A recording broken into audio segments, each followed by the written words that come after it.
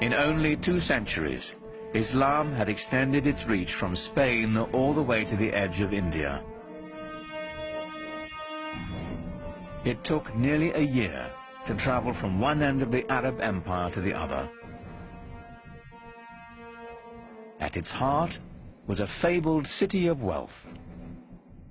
It was called Baghdad.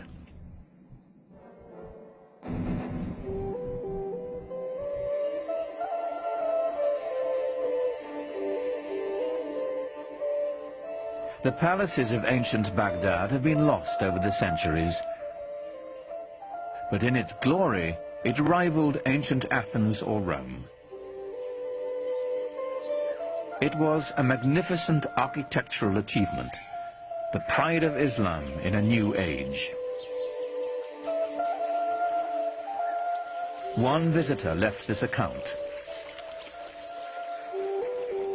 All the exquisite neighborhoods covered with parks, gardens, villas, and beautiful promenades are filled with bazaars and finely built mosques and baths.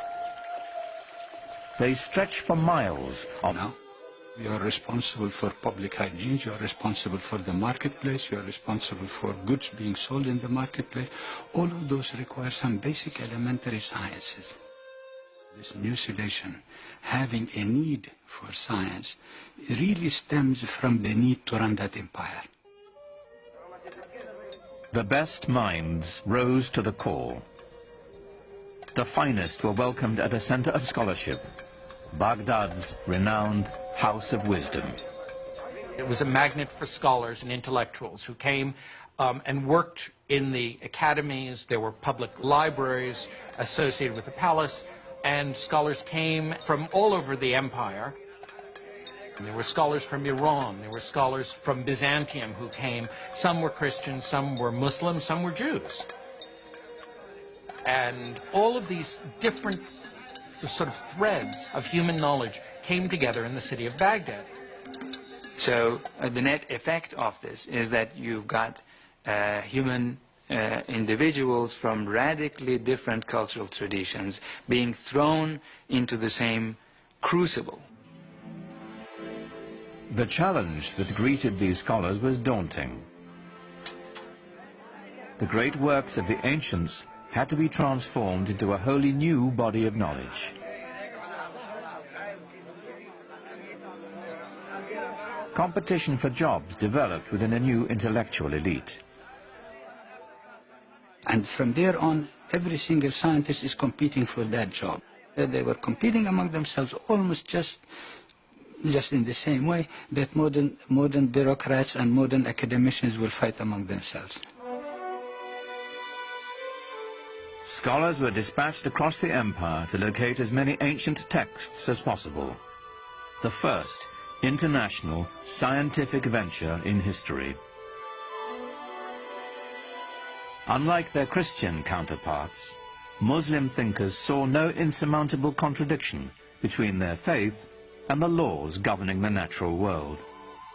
So they embraced Aristotle and Plato, writers the Christian church considered blasphemous. So this is the time when we begin to see scientists, bureaucrats, what have you, going and seeking from whatever civilization that had any sciences before, be it the Greek, be it the Indian, be it the Persian, and so on. From the Hindus came mathematical concepts that guide us today. It was the scholars of the House of Wisdom who developed the system of Arabic numerals, still in use.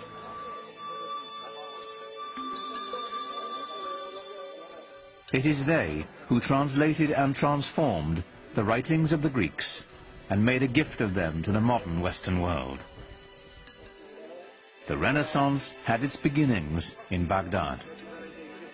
They managed to assimilate quite a lot of the rich legacy of the Hellenistic world, translated into Arabic initially, which was then made available to all other participants in the new Islamic civilization. Arabic emerges as the language of learning throughout the region. This is a very significant development in human intellectual history. Having amassed the knowledge, the Muslims now began to challenge it. This was perhaps their most important contribution. The scientific process was born. They wanted to know why a very intelligent Greek scientist, whose text they were just admiring and they were verifying it, why would he make a mistake in the first place? So they began to dig, was it because he didn't have the right instruments, or is it because he didn't have the right methodology to use the instruments for the verifications of observation? It is this spirit.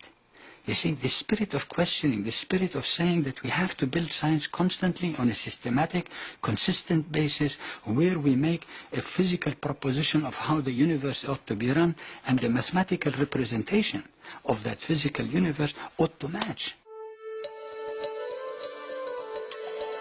Now you begin to have what I call the birth of the new Islamic science. Algebra and trigonometry, engineering and astronomy, countless disciplines integral to our lives today, trace their roots to Islamic scientists.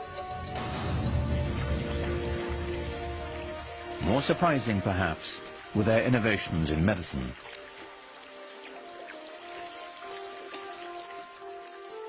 At a time when Europeans were praying to the bones of their saints to cure their illnesses, Muslim physicians developed an innovative theory that disease was transmitted through tiny airborne organisms, the precursor to the study of germs. They determined that sick patients should be quarantined and then treated. This is the basis of the institution most fundamental to medicine today, the hospital. Funded mainly through religious endowments, Muslim hospitals had separate wards for patients suffering from different kinds of disease. Even mental illness was treated.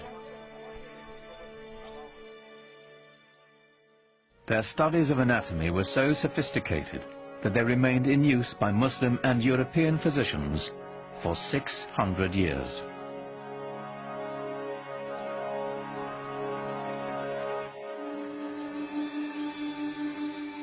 Muslim scientists were especially intrigued by light, lenses, and the physiology of the human eye. The father of optics was a Muslim named Ibn al-Haytham. His work with lenses eventually led to the invention of the modern camera. He produced the first treatise that ventured to explain how the eye actually sees.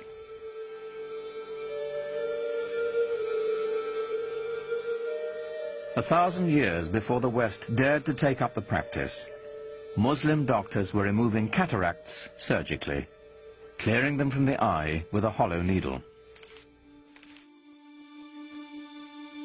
But for all this knowledge to transform and illuminate an empire, it had to be copied and shared across 100 different cities in the Islamic world.